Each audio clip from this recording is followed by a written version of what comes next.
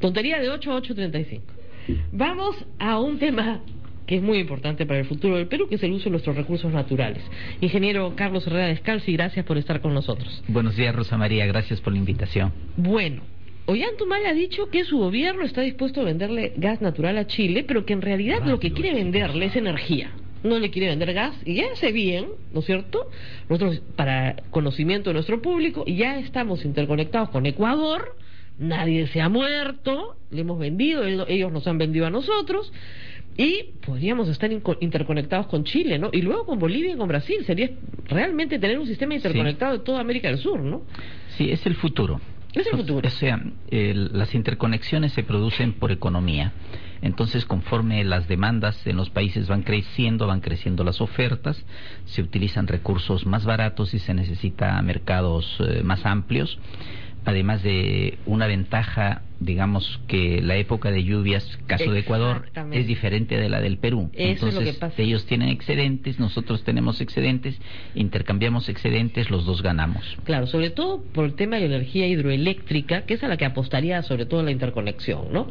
Porque la interconexión con energía hidroeléctrica permite exactamente, tienes una sequía en Argentina o en el sur de Chile y no la tienes en el Perú, la sequía perfectamente puede suplir, o de repente nosotros tenemos una sequía en los Andes peruanos, ellos no, entonces nos pueden suplir. Claro, en eso nos interesa la interconexión con Brasil. Exactamente. Porque nosotros somos pues 5.000 megawatts contra un país que tiene casi 100. Claro. Entonces la diferencia es 20-1. Claro. Lo que para ellos es una reserva de emergencia, para nosotros es el total de la demanda. Y nos interesa Chile porque Chile es un buen mercado para venderles energía. Ellos tienen energía muy cara. Y muy escasa, ¿no? Y escasa, y nosotros podemos tenerla... O sea, lo que podríamos hacer es aprovechar energía de los ríos que van a la cuenca del Pacífico o sobre todo al Atlántico, que por años de años se pierde, se desperdicia, nadie la utiliza. Adelantamos inversiones con las necesidades de ellos, pagamos las hidroeléctricas con las necesidades de ellos y luego quedan para nosotros sin costo. Claro, ahora, lo que hay que decir a la gente es que hay que tener una visión de negocio, ¿no? No una perspectiva xenofóbica, por el amor de Dios. Nadie nos va a invadir a través de una línea de transmisión eléctrica. Así es, así es. Además que tenemos que tener una instalación especial en el caso de Chile, porque Chile usa 50 hercios de frecuencia, una frecuencia europea, y nosotros usamos 60. Entonces tenemos que tener una instalación especial. Imagínense ustedes un transformador gigante. ¿Ya? Eso es lo que y de ida y de vuelta, ¿no? Sí, sirve para las dos direcciones. Además limpia las impurezas, llamémosle así, de la corriente eléctrica. Ahora, ¿apostaría usted más, por lo que me estaba explicando, por la energía hidroeléctrica que por el gas? Porque como yo decía al principio, gas no es eterno tampoco, es un recurso agotable, ¿no? Así es. O sea, para mí, indudablemente, sería la energía hidroeléctrica. El gas deberíamos usarlo solamente en ciertas circunstancias. Es decir, por ejemplo, un año seco, la estación seca de un año, entonces en esos momentos utilizamos el gas. O para la petroquímica, ¿no? O para la petroquímica. Nosotros en estos momentos hemos llegado a tener una matriz energética donde el gas casi representa el 50%. Claro. A mí me parece peligrosísimo lo que ha pasado con el Perú. ¿No era lo que se quería hace 15 años? No. Yo cuando trataba este tema con los expertos, te decían, tenemos que cambiar la matriz energética, tenemos que ir al gas. Sí, pero hace 15 años la meta del Perú era 50% de gas. Pero había... yo nunca participé de esa opinión. Claro. De esa opinión, ¿en qué sentido? ¿Ya? Nosotros, el tema del cambio de la matriz energética es tan antigua como los años 60. Yo lo he escuchado como estudiante en la universidad. Y lo que pasaba es que dependíamos de dos energías, de la hidroenergía para electricidad y del petróleo. Que era un desastre. Y sabíamos que el petróleo se iba a encarecer, iba a escasear, era un riesgo. Entonces había que poner en valor una tercera fuente de energía. Intentamos con la nuclear. No tuvimos éxito. Argentina sí. Intentamos con el carbón y después apareció Camisea. Entonces Camisea era mucho más amplio que lo que teníamos conocido en carbón, mucho más económico, mucho más limpio. Así es. Entonces el paso natural era Camisea, pero cuando nace Camisea cometimos un error absurdo, ¿ya? Se nos preguntó, porque si a alguien le hablan de BTUs o de pies cúbicos, no le dice nada. La forma es ¿para cuántos años nos sirve? Depende del uso, pues. Exactamente, pero en esos momentos sí, por rutina, en quienes hicieron los cálculos dividieron las reservas que salían, que eran menos de las que hay hoy, entre la demanda, que era casi nada, porque el único que usaba, y cualquier cifra dividida por cero da una cantidad enorme, entonces nos salió 300 años. Y vivimos por algún tiempo con la idea que teníamos una gigantesca fuente de energía.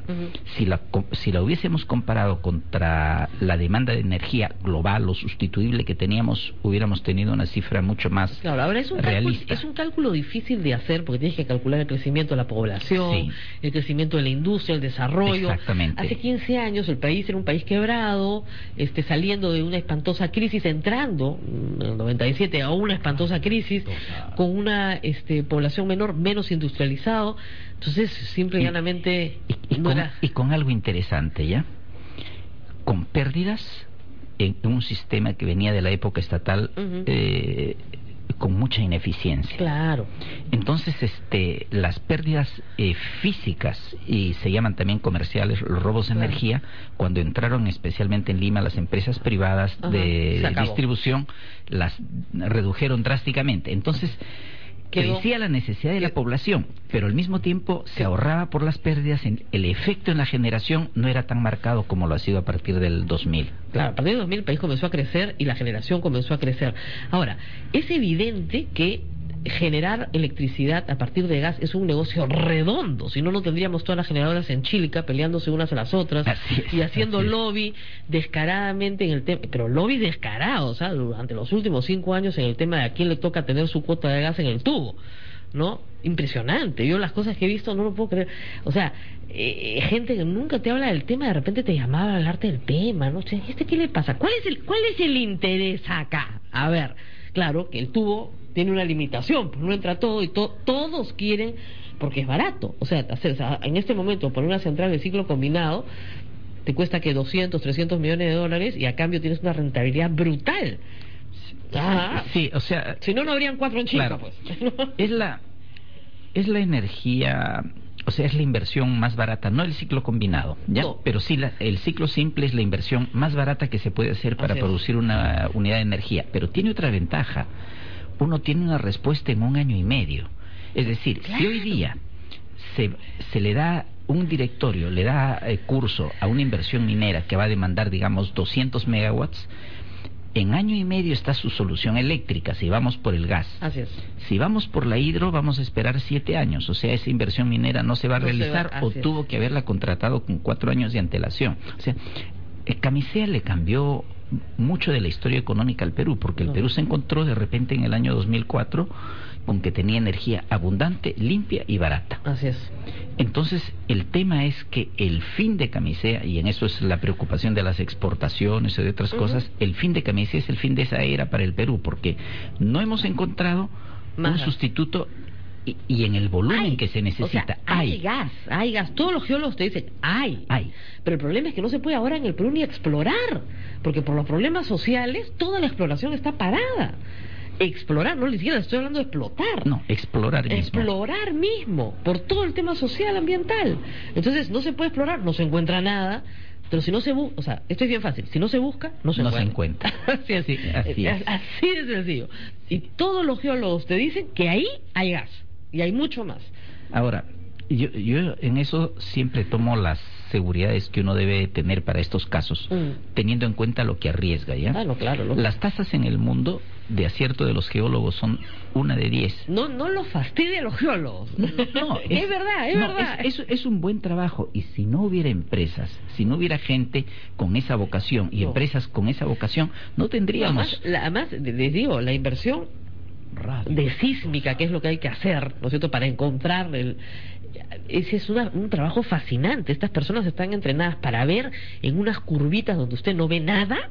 Ellos saben que ahí hay algo. Imagínense ustedes que ellos detectan con pequeñas vibraciones en la Tierra, ¿no es cierto? Se llama sísmica, porque no son terremotos, ¿ya? No son, imagínense, vibraciones de la Tierra, ondas que van dentro de la Tierra, y detectan dónde hay un hueco, por ponerlo de alguna manera, ¿ya? Acá hay un hueco, acá hay gas o hay petróleo. Claro, o sea, lo que hacen es provocan un pequeño sismo, y eso genera una onda. Entonces la onda viaja mientras el medio es continuo. Cuando el medio cambia, la onda rebota. Entonces, midiendo el tiempo que ha tomado la onda y conociendo la velocidad de la onda saben la profundidad y van haciendo el mapeo y van sacando las características. Además lo comparan con la historia geológica de la zona y llegan a la condición, en eso se aciertan, claro, del 100%. Hay algo. Que esa zona tiene características como para poder tener gas o petróleo. Exactamente. Pero ya, hasta ahí se llega. Lo siguiente hay que perforar. No, claro, y pozo seco, tuvimos un récord. Sí, pues, tuvimos un récord que nos puso como un país geológicamente riesgoso. Claro, de pozos secos. De pozos secos, sí. Claro, pero es que es otra cosa que es genial, ¿no? La gente dice, bueno, esas compañías ganan un montón de plata. ¿Cuánto cuesta pero el riesgo... perforar un pozo de petróleo? Puede costar entre 2 y 10 millones de dólares, dependiente como sea. Claro. Pero, y está seco. ¿Qué tal? Pero en la Amazonía, en las zonas donde buscamos gas, estamos hablando de 50, quizás 80 millones de dólares por pozo. Por pozo. Claro. Y uno puede hacerse 5 y no encontrar nada. ¿Qué tal? Mira la cara de esto. Entonces, el riesgo es brutal. Es lo que uno compensa con los precios que tienen los hidrocarburos. Y ese riesgo, miren, nadie tiene las espaldas para asumir ese riesgo desde el sector público. O sea, ese riesgo... No, eso está fuera de posibilidades. Fuera de toda posibilidad. Sí. Entonces, ¿le podemos vender energía a Chile? Sí, claro. Pero usted preferiría que fuera hidroeléctrica más que de gas. Claro que sí. Lo que yo creo que deberíamos hacer es desarrollar el potencial hidroeléctrico. Allí primero hay que resolver el conflicto social, hay que resolver otro tema. No podemos ganar en todo. ¿A qué me refiero? Yo soy de los que cree que efectivamente la biodiversidad es extremadamente importante, ¿ya? Y frágil, ¿no?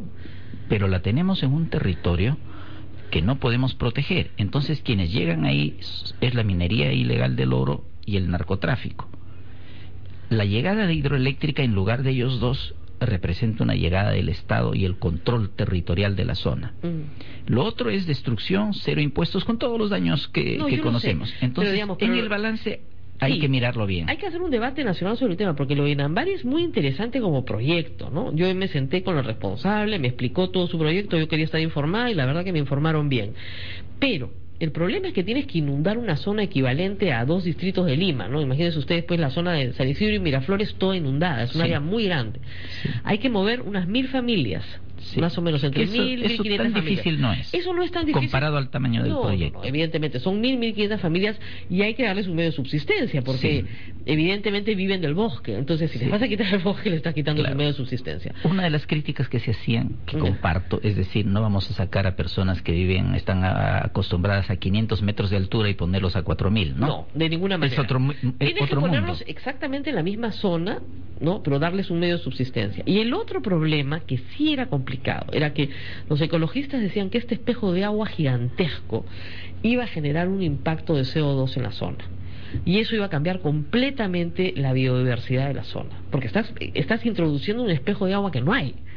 Es verdad. No sé si en esa magnitud, porque también hay que ver que, o sea, el CO2 es porque las plantas dejan de absorber, se nutren del carbono que tiene el CO2 y dejan el oxígeno, esa es la fotosíntesis, ¿no? Exactamente. Pero por otro lado, la creación de la hidroeléctrica también ahorra el usar centrales de gas o centrales de petróleo. Digamos, en el promedio nacional obviamente es muy exitoso. El problema es el promedio local. Ese es el problema. Entonces los ambientalistas le dicen, mira, en el promedio nacional estamos seguros que es la energía más limpia que hay y es un beneficio. El problema es el promedio local y el ataque que estás haciendo a una zona que comprende una reserva nacional. El tema es ese realmente. Hay una reserva nacional encima. Pero el asunto es que uno siempre, o sea, no puede ganar en todo, ¿no? No puede ganar en todo, así es, hay que hacer un análisis costo-beneficio. Y hay en realidad ahí un interés muy grande que preocupa también acá de los brasileros. O sea, a nosotros nos interesa interconectarnos con Brasil, pero no darle a Brasil, digamos, la propiedad por 30 años de todas las de 6 hidroeléctricas en el Perú, más toda la energía. Inicialmente eso fue una de las cosas más absurdas que he visto en mi vida. Yo en esos momentos era decano del Colegio de Ingenieros, convoqué a ingenieros y sacamos un aviso, ¿no? El trato que Alan García quería darles era algo así como... Le estábamos regalando. 6 hidroeléctricas en el Perú, que nos las dejaban, ¿no? Pero 30 años después, o sea, olvídate de la tecnología. Pero el trato inicial no. El trato inicial era con la ley, donde, según la ley, eran propiedad de por vida. De por vida, ¿ya? O sea, todo el beneficio era para allá, todo el costo era para acá. O sea, el costo ambiental y el costo social está en el sitio, lo asumía el Perú. La energía se iba al mercado brasilero y la construcción, que es importante también, era a través de empresas brasileras. Ah, no, obviamente, pues si no la hace Odebrecht, ¿para qué? Después de Cristo ahí en el morro, ¿qué más te puedo decir? ¿No? Si no la hace Odebrecht, ¿para qué? ¿Para qué nos vamos a molestar? Entonces, claro, ahí hay un tema de conflicto. Eso era un disparate. Y yo creo que eso afectó mucho el proyecto de Inambari, porque la gente piensa, Brasil, no. Esto no es un buen negocio para nosotros. Sí, fue una muy mala presentación. Y desgraciadamente esa cruz de Inambari, que es injusta en muchos aspectos, se la han puesto a todos los recursos amazónicos. Y lo que sucede es que nosotros ahí tenemos 20 de los probables 60.000 megawatts. Entonces nos estamos llevando la tercera parte de los recursos. Nosotros los limeños pensamos que la selva es plana, ¿ya? Entonces, ¿dónde van a poner hidroeléctrica ahí si la selva es plana? No, pues, aunque usted no lo crea, señora, tiene su alturita. Sí, y la otra cosa que la gente cree, que eso es increíble, ingeniero, y eso es culpa de los ingenieros no difundir bien su trabajo, es que la hidroeléctrica se come el agua. Se toman el agua del río y se la comen. Y tú dices, no, la vuelven a echar al río la misma agua. Ya no es la misma agua. Entonces creen que la hidroeléctrica se come el agua. ¿Ya? Y lo único que hace la hidroeléctrica es hacer caer al agua y con la caída genera electricidad. Exactamente.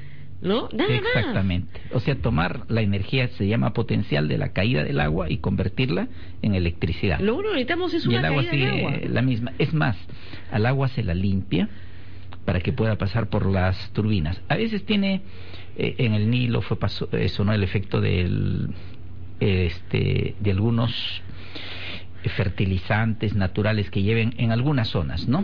Pero en otros sitios uno le saca arenas. Claro, lo uno vas a perder tú como campesino, agricultores que de repente toman el agua en un punto del valle, lo bajan, pero vuelve a entrar el agua al valle. Sí, esa es la parte de alturas. Claro. En la de alturas en realidad no existe ningún problema, porque están en siempre se deja un caudal ecológico para que se sostenga la vida. Así es. Y en las alturas no es mucho lo que hay como actividad. Y en la parte del llano no es así. En la parte del llano lo que uno hace es pone una presa. Exacto. Cuando uno va por Inambari, desde el puente de Inambari se ve que a los dos flancos hay roca. Así es. Entonces uno cierra las rocas y ya creó una presa.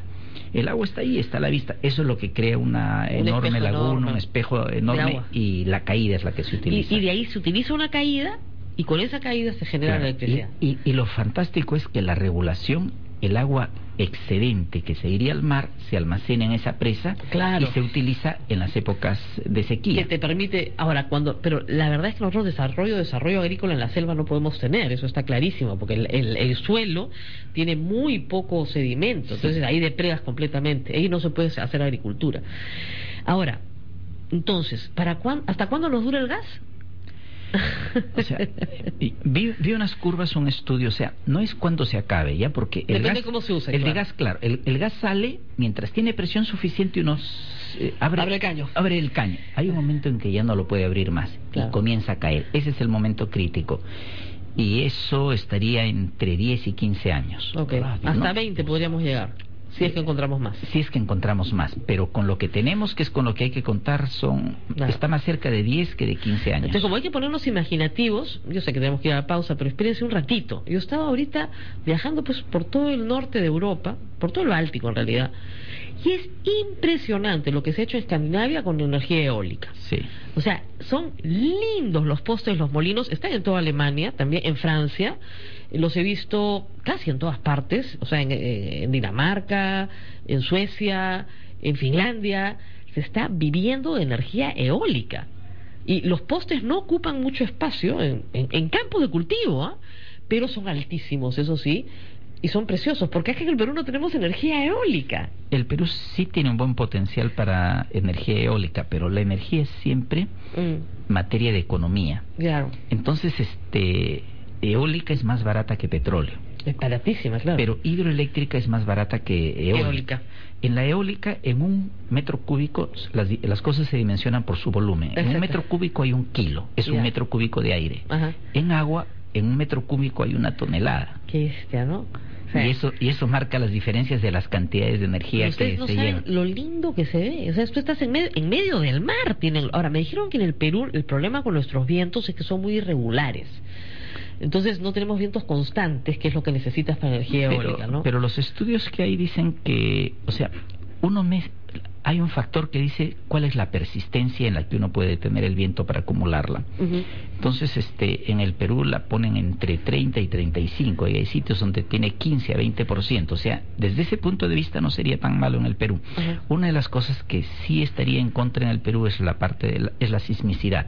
Bueno, porque como es un peso levantado 40 metros del piso, entonces las estructuras y las bases tienen que ser más fuertes y más costosas. Sí, eso sí. Es como levantar, imagina esos postes enormes que hay en la carretera con publicidad, ya, más alto. Te voy a traer fotos, ¿eh? No sabes lo lindos que son, preciosos. Además, es un solo eje, nada más, o sea, es una sola hélice. Nada más, no necesitas nada más. Y eso, yo creo que alguien se va a traer uno y la gente le va a parecer tan bonito que lo van a comenzar a poner en todas partes. Ya hay en construcción. La ley eléctrica en el Perú establece una cuota de 5% para las energías renovables diferentes de la hidráulica. Claro. O sea, nosotros como país en eso no podríamos sentir culpabilidad en conciencia porque usamos un porcentaje alto de hidroenergía. Molinos en el Perú de viento, hasta en barrancos, siempre han habido. Eso sí, ha sido una forma No, pero ya construidos para centrales eólicas hay 3 o 4 que están en construcción y ya ganaron una licitación. Pero 4 postes, digamos. Sí, diga. 4 postes. Y creo que algo más, por las potencias algo más que 4 postes. 400, pues. Sí, he visto sí. 100, de 100. Claro, pero hay que comenzar por alguno. No, evidentemente. Tener una experiencia de campo. Claro. Y ya sobre eso se difunde. Hay un ejemplo, digamos, ejemplificador, ¿no es cierto? En fin, bueno, ya saben, de 10 a 15 años se acaba la señora, si es que no encuentran más. O sea, no se acaba, sino que tenemos que importar. Claro. O sea, porque la producción cae por debajo de la demanda y ese es el problema. Entonces tenemos que ir a la energía hidroeléctrica porque la agüita siempre se cae y no hay forma que se acabe, y tenemos que buscar más gas. Esa es la verdad. Si no se permite que haya más exploración, no va a haber más gas. Lo que no se busca, no se encuentra. Muy bien, muchísimas gracias, ingeniero, por haber estado con nosotros. Muchas gracias, Rosa María. Y nos tenemos que ir a la pausa.